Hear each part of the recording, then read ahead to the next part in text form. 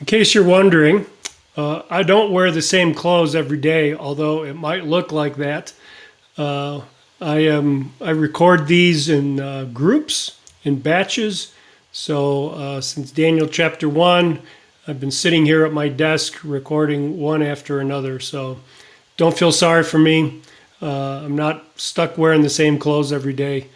My wife wouldn't allow that. So what we are, though, today in Daniel chapter 3, called this persecution and preservation. And another famous chapter, a lot of these chapters in Daniel have shown up in Sunday school lessons and things that have marked all of us. And that's what we'll see here today. Remember, we're in this section of Daniel that goes from chapter 2 through 7 that's giving us the prehistory of the world, particularly of the Gentile powers. And we see some of that here. In terms of outline for the chapter, as you know, outlines help me, so I hope they help you as well as you read through this. But we see the image in chapter 3, verses 1 through 7, the charges that are brought in verses 8 through 18, the confrontation in 19 through 23, and then continuation, verses 24 through 30. Didn't quite alliterate the whole thing, but pretty good job there. Images, charges, confrontation, and continuation. Point out here that this is very interesting, I think, from a historical perspective here and from a biblical theological perspective. This same plain of Dura, we can say it's similar to the plain of Shinar, where there was a rebellion against God back in Genesis chapter 11. We see it again here in Daniel chapter 3. If you want to do a study on your own sometime, I encourage you to just trace the history of Babylon through the Bible, and you'll see that it's consistently a place of rebellion against God. I also want to point out that as Daniel and his companions live as aliens and strangers in Babylon, even though they are at the highest levels of government, in well-respected positions, they are continuously confronted with choices that they have to make between serving Nebuchadnezzar or other leaders and serving God. And that's a situation that so many of us find ourselves in on a daily basis. So a lot to learn here from Daniel, a lot of courage and a lot of wisdom to be drawn from this. So let's get into it. I'll quit prattering on here. Verses 1 through 7 talk about the image. Verse 1 gives us the dimensions, 60 cubits by 6 cubits, tall and skinny, 90 feet high and 9 feet wide. It's comparable to, I think, the palm trees that were in the area. You can imagine it looks similar to that. Well, I shouldn't say it looks like a palm tree, but in terms of dimension, 90 feet tall is about as tall as a palm tree. And sets this up. It's going to be kind of a center of worship. Look at verse 2. Nebuchadnezzar sent word to assemble, and the satraps, the prefects, the governors, the counselors, the treasurers. These are all the government officials. These are all the civil rulers of all the provinces. And he wants them to come to this dedication of this image. What Nebuchadnezzar is doing here from a political perspective from the ancient Near East is he's consolidating power. And they didn't have a division between church and state like we do. In order to consolidate power, he had to consolidate both civil and religious power. So that's what he's doing here. He's consolidating power. And again, in terms of biblical revelation, this is yet another attempt to set up a one-world government. Again, the last time this happened that we saw was in Genesis chapter 11, and God intervened. There's going to be an intervention here, and there's an intervention later on with both economic and religious Babylon in chapters 18 and 19 of the book of Revelation. By the way, I think those are literal Babylon in the book of Revelation, but that's a different Bible study, so we won't go there. Drop down to verse 8 in the next section of this chapter. We see charges that are brought against the Jews. And note in verse 8, for this reason, at that time, Chaldeans, these are the ruling class again, came forward and brought charges against the Jews.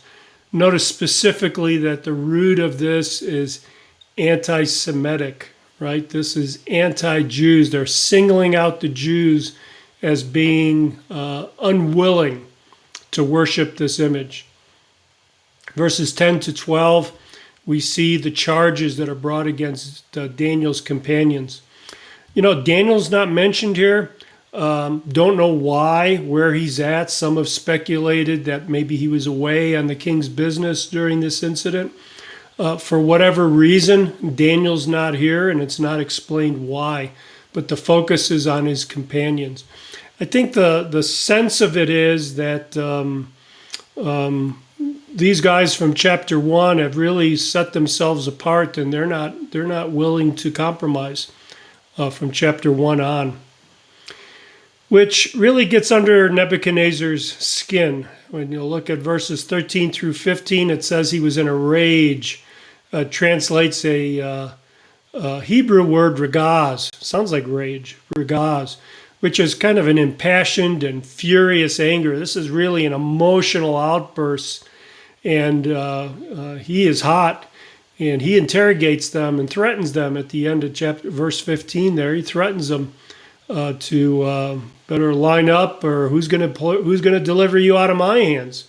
Well, he's going to find out, isn't he? Verses 16 to 18, there shows that they're clear in their understanding of God's law. They tell him, we don't need to give you an answer to your question. God whom we serve is able to deliver us from the furnace of blazing fire, and he will deliver us out of your hand. But even if he does not, let it be known to you, O king, that we are not going to serve your gods or worship the golden image you have set up. You know, they know God's law. God's law is clear to them, no idols. So they're going to obey the law, and they're going to refuse to bow the knee. And they're going to leave it in God's hands to determine whether he's actually going to deliver them or not, or whether he's going to prove to the king that, yes, I can deliver them out of your hand. They're going to leave that in God's hands, but they know their responsibility. Their responsibility is to obey God's word, and they are going to do that, even if it costs them their lives. As you read through verses 19 through 23, keep in mind that this is a real confrontation that's going on here, right? Verses 19 to 22, we see something that we see regularly in the Bible.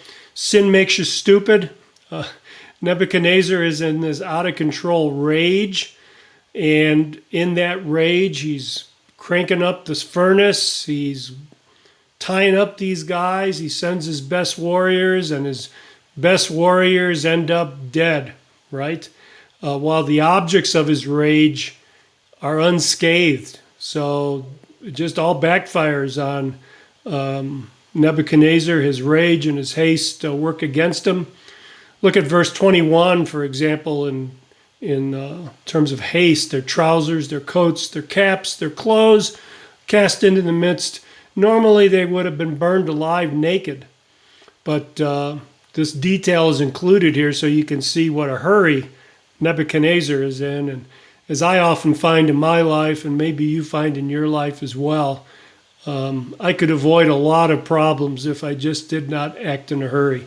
My wife kind of makes fun of me sometimes because of my frequent mantra, one thing at a time. And I find it almost always best to just do one thing at a time. The chapter closes up then in verses 24 through 30, which what I call the continuation.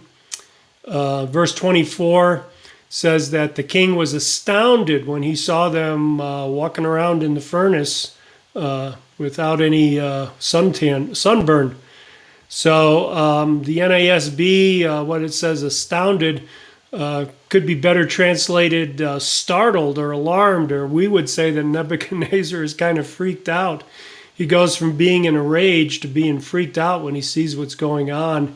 And what's freaking him out is in verses 25 to 26. He sees another man in the furnace alive with them. So not only are they alive, but there's somebody, he says in verse 25, that appears to be the son of the gods. In other words, a clearly supernatural being. He calls him an angel in verse 28. Some commentators take this to be a pre-incarnate Jesus, again, saving his faithful people from the midst of the fire. You get the typology, you get the imagery there about saving from hell. So he steps into the fiery furnace with them and protects them. Verses 26 through 27, the supernatural protection is evident because their clothes aren't burned, their hair isn't singed. Like I said, they didn't have a sunburn, no blisters. They are miraculously, supernaturally protected. When you see Nebuchadnezzar in verse 28, he's having a little theological change there. Blessed be the God of Shadrach, Meshach, and Abednego, who has sent his angel and delivered his servants. So, in view of the God of these men, Nebuchadnezzar's anxious, I think, to bless this guy. He sees how this God they serve is so powerful that he is able to deliver him out of Nebuchadnezzar's hand. So he wants to worship him. He says, blessed be that God. Again, I don't think that Nebuchadnezzar is coming to faith here as we would understand it, as much as making sure that this God is part of the gods that he worshipped. He's counting this God among the many gods of Babylon now. Verses 28 through 30, we also see the backfiring of this anti-Semitism. This Hebrew God is honored. I mean, he's made to be honored. And the Jews are made prosperous, or we can say successful, by Nebuchadnezzar. They are put in, again, prominent positions here. So every time the Chaldeans, every time the advisors create a confrontation and God's people stand firm, they benefit. Again, just as we think about what does this mean for us today in the church, I think like Shadrach, Meshach, and Abednego, we may need to make our minds up ahead of time. In fact, I would encourage you right now to obey God's word no matter what. That was what we are called to do. We are called to be faithful to the word. We should decide that now. So, because each of us are confronted, as I said, sometimes on a daily basis with a moment of decision where we have to either stand firm and obey God's word in face of opposition from civil leaders, from perhaps our unbelieving friends and family, even sometimes brothers and sisters from religious leaders, people in the church who are not obeying God's word. Sometimes when we stand firm and say we will obey no matter what, we are going to be singled out. And ultimately, God's going to rescue us when we stand firm in his word. The storm will come, as Jesus said in Matthew chapter 7. But if we are standing firm in his word, we will survive that storm. Survive the storm, brothers and sisters. Make up your mind today to obey God's word.